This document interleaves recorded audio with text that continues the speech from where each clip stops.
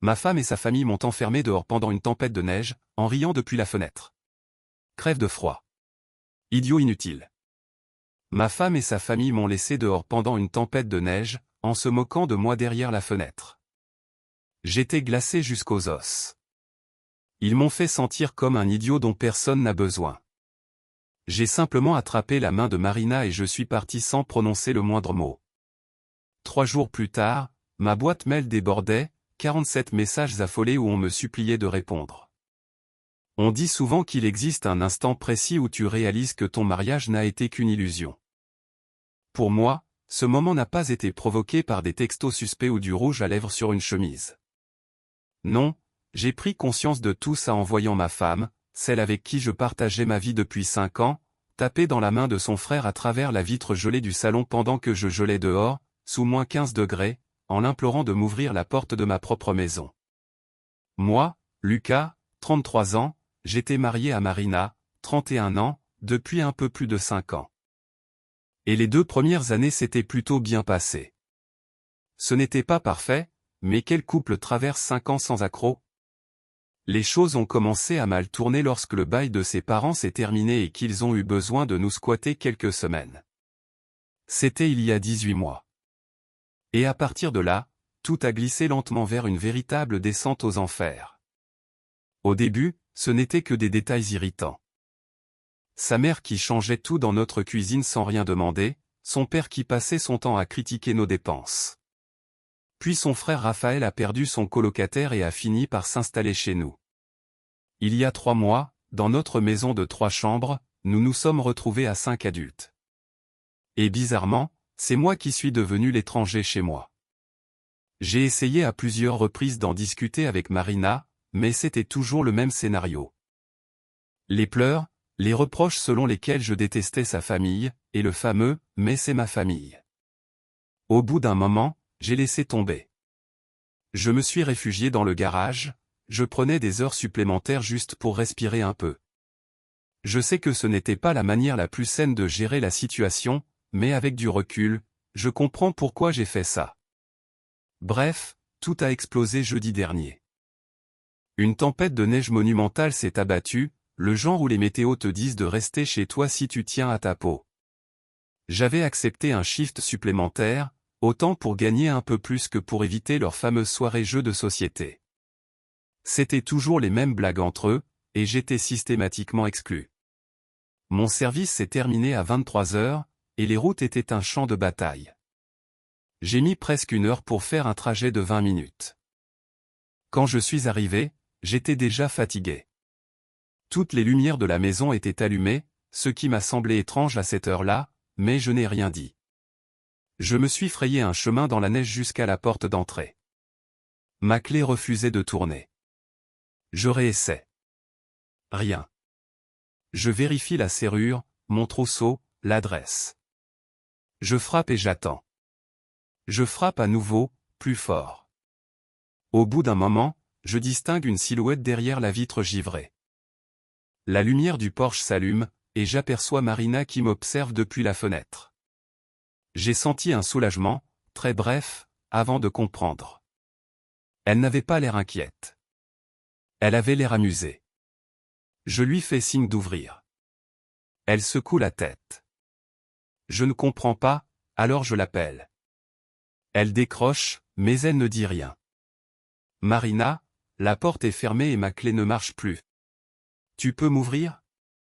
Je suis en train de geler. Puis elle me dit calmement, on a changé les serrures aujourd'hui. J'étais sidéré. Pourquoi tu as fait ça sans prévenir? Elle me répond qu'ils ont trouvé ça drôle, surtout Raphaël. Je reste planté devant la vitre, persuadé que c'était une mauvaise blague. Mais rien ne vient. Marina, on est à -15 et il y a plus de 60 cm de neige. Ouvre-moi, sérieux. C'est à ce moment-là que son frère apparaît à côté d'elle. Il tient une bière et sourit comme s'il regardait un sketch. Désolé, frérot, crie-t-il pour que je l'entende. Pas de loser ce soir. La soirée est réservée à la famille. Je reste stupéfait. Je fixe Marina, en espérant qu'elle dise quelque chose, qu'elle demande à son frère de me laisser entrer, qu'elle m'ouvre cette foutue porte. Mais non. Elle éclate franchement de rire. Ses parents se montrent à leur tour derrière eux, un petit sourire aux lèvres. Son père lève son verre de vin comme pour trinquer. Marina, dis-je, la voix brisée par le froid et la colère. Ce n'est pas drôle. Ouvre la porte, maintenant. Elle me répond avec le ton le plus banal du monde, tu devrais peut-être aller chez un ami pour la nuit. On a une réunion familiale sur la situation de la maison. Je lui rappelle que je suis sa famille. Son mari. Que cette maison est autant la mienne que la leur. À ce moment-là, Raphaël approche son visage de la fenêtre et dit la phrase qui est restée gravée dans ma tête.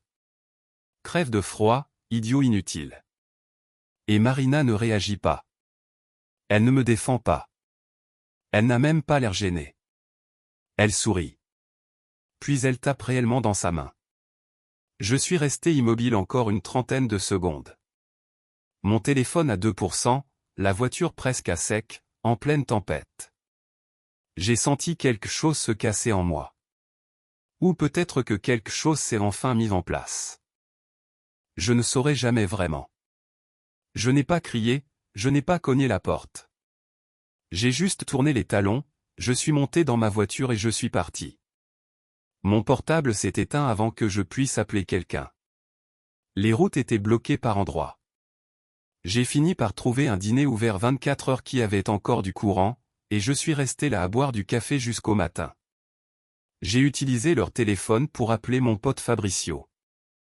Il m'a dit de venir chez lui, sans poser la moindre question. J'ai passé les 3 jours suivants dans son appartement, totalement hors réseau. Pas de réseaux sociaux, pas un message, aucun contact avec ma vie d'avant. J'avais besoin de silence pour comprendre ce que je venais de vivre. Le dimanche soir, j'ai enfin rallumé mon vieux portable. 47 messages. Je n'exagère pas, 47 messages différents, des textos, des vocaux, des DM sur plusieurs applis. Les premiers étaient pleins de reproches. Très mature, Lucas. Arrête ton cinéma et reviens. Papa et maman pensent que tu dramatises. Puis c'est devenu de la nervosité. Tu peux juste répondre? On veut juste savoir si tu vas bien. Ensuite, ça a viré à la panique. Lucas, arrête. Ce n'est plus drôle. On a contacté tous tes amis. Réponds, je t'en supplie. Et les derniers n'étaient que des excuses désespérées. Reviens, s'il te plaît, je suis désolé. On plaisantait, c'était juste une blague. Raphaël s'en veut vraiment. Tout le monde est très inquiet. Le message que j'ai préféré venait de la mère de Marina. On n'a jamais voulu que tu partes. Reviens pour qu'on puisse discuter tous ensemble, en famille. En famille? La même famille qui m'a laissé dehors en pleine tempête de neige, en se marrant pendant que je suppliais derrière la vitre? Je n'ai jamais été le genre de mari qui fait des scènes ou des grands gestes dramatiques. J'ai toujours été celui qui lâche prise pour garder la paix. Celui qui a laissé ses beaux-parents s'imposer chez nous pendant 1 an et demi sans rien dire. Mais cette nuit-là, quelque chose s'est fracturé en moi. Dans ce blizzard, en voyant ma propre femme rire de ma détresse, j'ai pris une décision. Je lui ai envoyé un seul message. Il faut qu'on parle. Rendez-vous demain à midi au Starbucks. Viens seul. J'ai passé 3 jours entiers à réfléchir à cette conversation. À la suite logique des événements. À la réalité brutale de notre mariage que je venais enfin de regarder en face. Et j'ai eu une révélation. La vengeance n'a rien à voir avec le fait de laisser refroidir les choses. C'est une affaire de précision, de stratégie. J'avais littéralement disparu de la surface de leur monde. Voici donc la suite que je vous avais promise. Quand j'ai quitté la maison ce soir-là, mon esprit était totalement vide. Sauf pour une seule idée. Ne leur montre jamais que tu t'effondres. Je suis resté enfermé dans ma voiture bien 15 minutes, le chauffage à fond, les mains agrippées au volant si fort que mes jointures sont devenues blanches. Je n'ai pas pleuré. Je n'ai rien frappé, je n'ai pas explosé. Je me suis contenté d'être là. Les routes étaient impraticables. Des voitures abandonnées dans les fossés, la neige qui bloquait tout. Un vrai chaos. J'ai fini par tomber sur un dîner ouvert 24 heures sur 24, qui s'appelait MLS, et qui avait encore du courant. L'endroit était presque désert, 2 routiers et une serveuse qui avaient l'air de se demander pourquoi elle était encore là à cette heure. J'ai commandé un café et je me suis installé dans une banquette du fond, en essayant de donner un sens à ce qui m'était arrivé. Mon téléphone s'est éteint vers 1 heure du matin, et finalement c'était sûrement une bénédiction. Je n'avais aucune envie de voir les messages de Marina ou de sa famille. Je suis resté là jusqu'au lever du jour, à boire le même café pendant des heures. La serveuse, Josefina, une vraie héroïne du quotidien, me le remplissait sans me faire payer davantage. Au matin, j'ai emprunté le téléphone du dîner et j'ai appelé Fabricio. On ne se voyait plus trop depuis que sa famille avait débarqué chez nous. Il ne les supportait pas, surtout après la fois où il les avait remis en place parce qu'il monopolisait toutes les conversations. Ça s'était passé à mon dîner d'anniversaire l'an dernier. Fabricio n'a pas posé la moindre question. Il s'est contenté de dire « Viens. La porte est ouverte. Je prépare le petit-déj. » C'est là que les choses ont vraiment commencé à changer. Pendant ces 3 jours chez Fabricio, j'ai fait 3 choses essentielles. D'abord, j'ai acheté un nouveau téléphone avec un nouveau numéro. J'ai gardé l'ancien uniquement pour surveiller les messages, mais je ne répondais à personne. Je le laissais éteint la plupart du temps, faute de chargeur. Ensuite, j'ai vérifié notre compte bancaire commun. Et là, surprise. Il n'était pas vide, mais presque. Il restait $372, alors que la dernière fois que j'avais regardé 2 mois plus tôt on était à plus de $8000. J'ai parcouru l'historique des transactions. Marina avait transféré l'argent petit à petit vers un compte que je n'avais jamais vu. Au total, près de $7800 s'étaient évaporés. Troisièmement, je suis allé à la banque pour ouvrir notre coffre et récupérer tous les documents importants, actes de naissance, papiers du véhicule, etc. Heureusement, j'avais mis ces papiers-là avant que sa famille n'emménage, donc personne n'y avait touché. Fabricio a été incroyable du début à la fin. Il m'a hébergé sur son canapé, il m'a écouté me vider le cœur, il m'a aidé à réfléchir à mes options. Il m'a même prêté des vêtements, parce que je n'avais littéralement que ceux que je portais la nuit où ils m'ont laissé dehors. Le 2e jour, je suis allé au travail et j'ai parlé à mon service RH de ce qui se passait. Pas pour que quelqu'un me prenne en pitié, mais pour éviter que Marina ou sa famille débarquent et fassent un scandale. Mon manager, Thomas, a été étonnamment bienveillant. Apparemment, sa sœur avait vécu la même chose avec son ex. Il m'a même fait savoir que la sécurité garderait un œil si quelqu'un venait. J'ai aussi consulté un conseiller financier pour protéger mes comptes et séparer nos finances. C'était cher, mais la tranquillité d'esprit en valait largement le prix. Le 3e jour, j'ai finalement rallumé mon ancien téléphone. Et là, j'ai découvert la tempête de messages. Les premiers étaient tout à fait prévisibles. Vendredi, 9h43, très mature de ta part, Lucas. Tu comptes rentrer quand tu veux. 11h27, Marina, maman et papa pensent que tu exagères. Puis, Raphaël disait que c'était juste une blague. 14h16, Lucas, ton comportement est inacceptable. Marina est bouleversée. La mère de Marina. Et en fin de journée, le ton change. 18h32, où es-tu? Dis-nous juste que tu vas bien. 19h14, j'ai appelé Fabricio, il dit qu'il n'a pas eu de nouvelles. S'il te plaît, réponds. 20h45, ton travail a dit que tu les avais contactés. Au moins on sait que tu es vivant. Le samedi matin, c'était carrément la panique. 7h13, s'il te plaît réponds. Ce n'est plus marrant. 7h14, j'ai peur qu'il te soit arrivé quelque chose. Marina. 8h22, fils, on doit discuter de ce qui s'est passé. Rester silencieux n'arrangera rien. Le père. 9h07, mec, je déconnais. Je ne pensais pas ce que j'ai dit. Rentre qu'on s'explique. Raphaël. Et l'après-midi, c'est devenu encore plus absurde.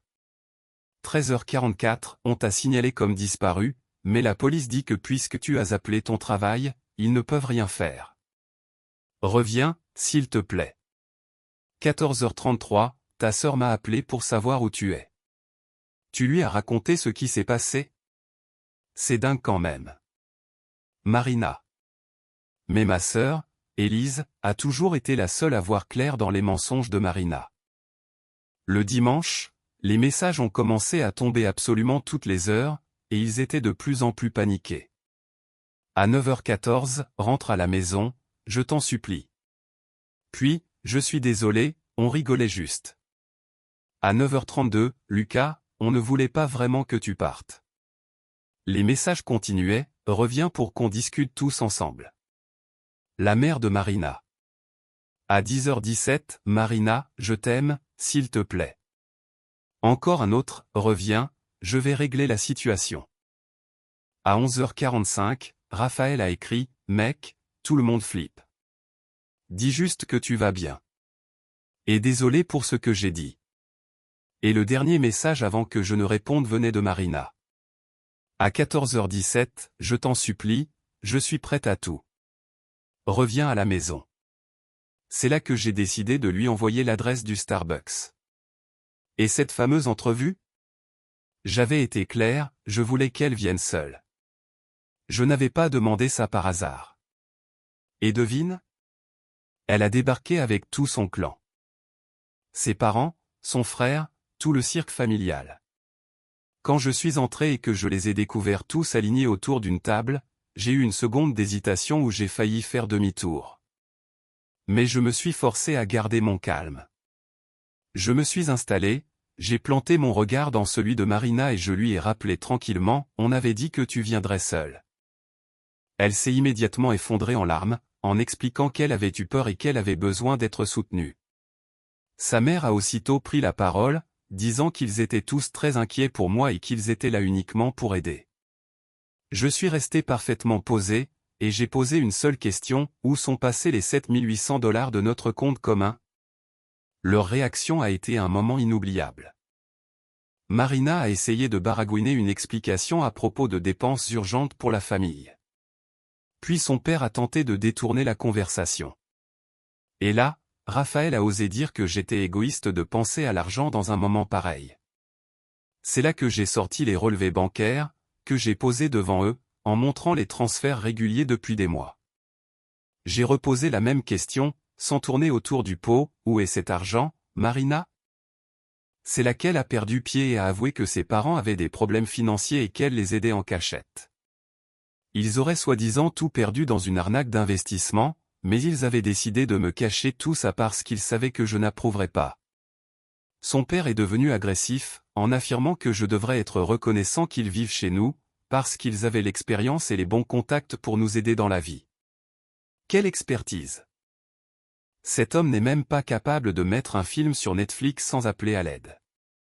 Je n'ai pas haussé la voix, je n'ai provoqué aucune scène. J'ai simplement posé une feuille sur la table avec 3 conditions, restituer l'argent sous 48 heures, quitter la maison dans la semaine, et que Marina accepte une thérapie de couple avec moi si elle voulait sauver notre mariage. Sa mère a éclaté de rire. Elle a vraiment ri et elle a répondu, on ne partira pas. Cette maison est autant à nous qu'à toi maintenant. À ce moment-là, j'ai sorti mon joker. J'ai sorti mon téléphone et je leur ai montré la vidéo que j'avais filmée la nuit où ils m'avaient enfermé dehors. Oui, j'avais eu le réflexe d'enregistrer les dernières minutes avant que ma batterie ne me lâche. On entendait parfaitement Raphaël dire, crève dehors, abruti inutile. Et Marina rire. J'ai expliqué, toujours calmement, que si l'argent n'était pas remboursé et si tout le monde n'était pas parti, cette vidéo serait envoyée à toute leur famille, à leurs amis et au patron de Marina. Je leur ai aussi dit que j'avais déjà consulté un avocat. C'était un petit mensonge, mais ils n'avaient pas besoin de le savoir. J'ai parlé de vol, et du risque criminel d'avoir mis la vie de quelqu'un en danger pendant une alerte météo officielle. Tout le Starbucks s'est figé. Marina sanglotait. Sa mère était livide. Son père avait un air de fantôme. Raphaël fixait sa tasse sans parler.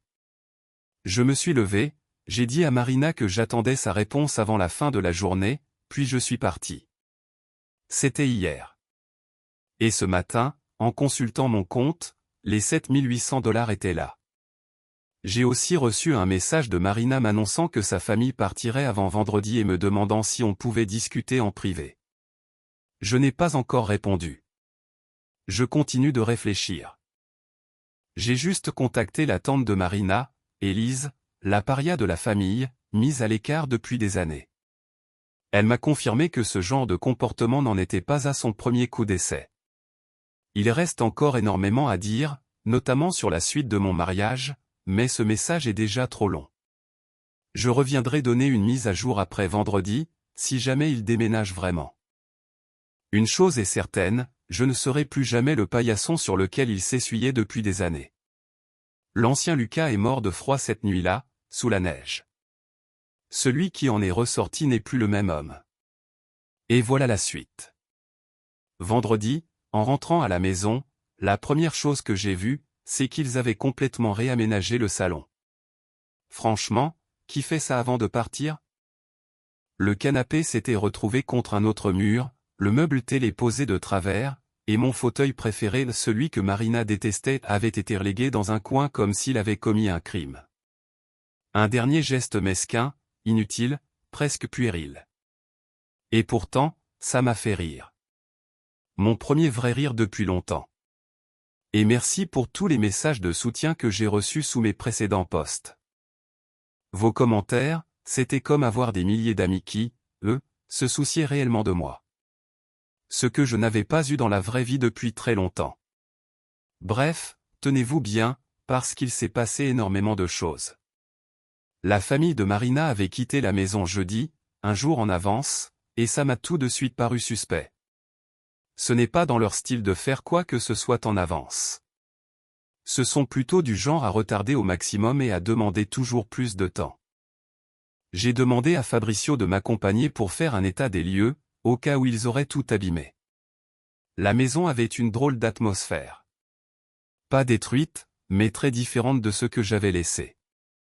En plus des meubles déplacés, il y avait de petites surprises. Le thermostat affichait 17 degrés. Et pourtant, Marina savait parfaitement que je règle toujours sur 20. Toutes nos photos de famille avaient disparu des murs, sauf celle du mariage. Ma PlayStation était encore là, mais toutes mes sauvegardes avaient été complètement effacées. Une basse vengeance, mesquine au possible. Le frigo était entièrement vide, pas même un bocal oublié. Quelqu'un avait aussi remplacé toutes les ampoules par ces affreuses lumières blanches que je ne supporte pas. Rien qui justifie d'appeler la police, mais un superbe geste passif-agressif avant de partir. Le plus surprenant, c'est que j'ai trouvé une lettre de Marina posée sur le plan de travail. Ce n'était ni un mot d'adieu ni des excuses. Non. C'était une facture.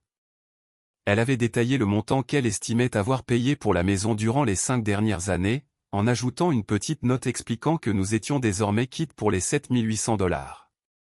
J'en ai pris une photo et je l'ai publiée dans ma story Instagram. Les réactions ont explosé. J'ai envoyé un message à Marina en lui proposant qu'on se voie le lendemain, dans le parc du quartier. Terrain neutre, lieu public. Zéro risque de débarquement familial cette fois. Elle a accepté immédiatement. Quand elle est arrivée, quelque chose en elle avait changé. Ce n'était pas seulement de la tristesse ou de la nervosité, mais comme si elle s'était affaissée intérieurement, vidée de son énergie. Elle s'est mise à pleurer dès qu'elle m'a vu, avant même que je prenne place.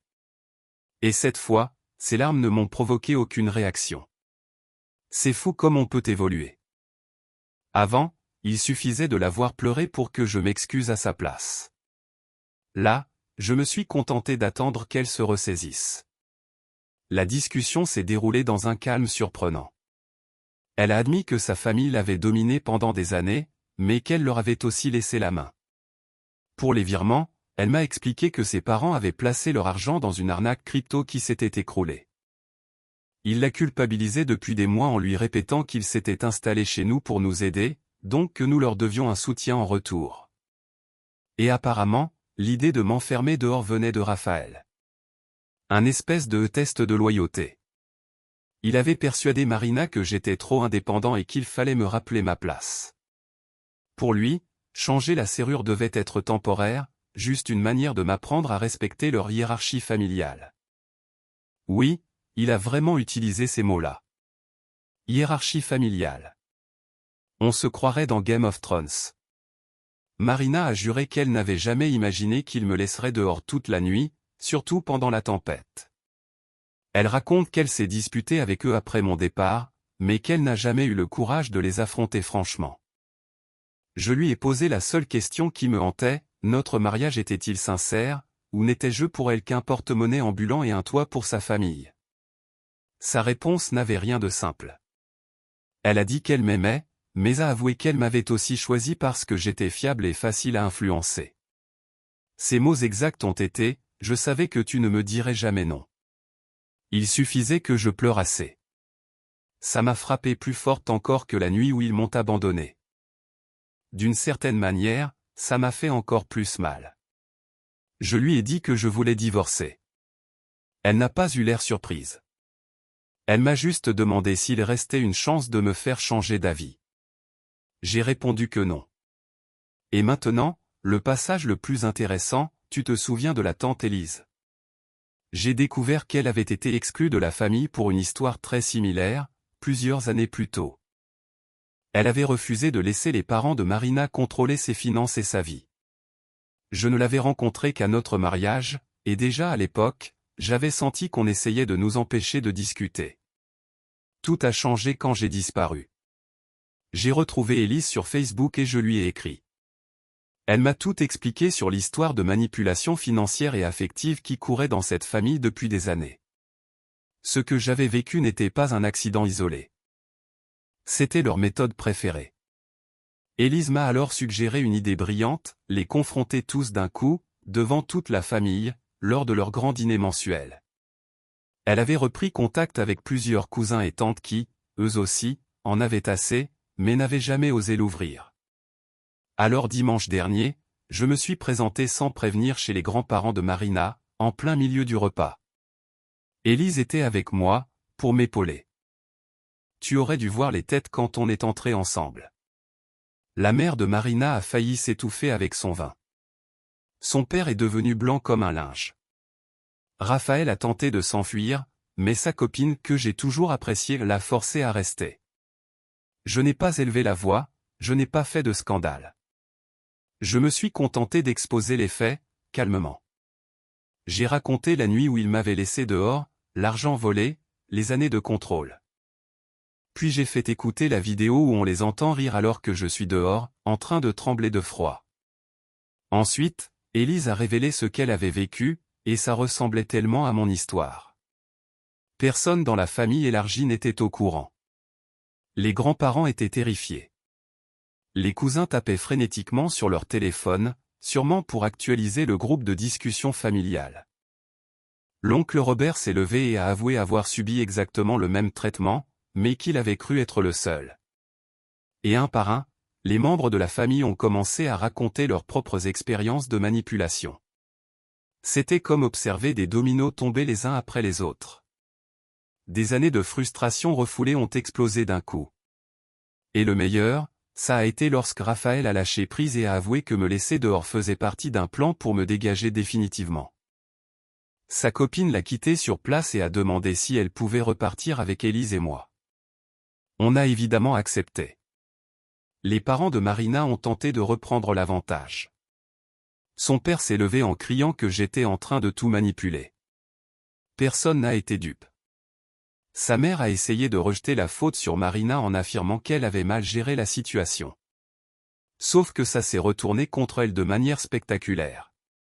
Pour la première fois, j'ai vu Marina se retourner contre eux. Elle leur a annoncé qu'elle en avait terminé avec leur influence, qu'elle avait perdu son mariage à cause de leur contrôle permanent.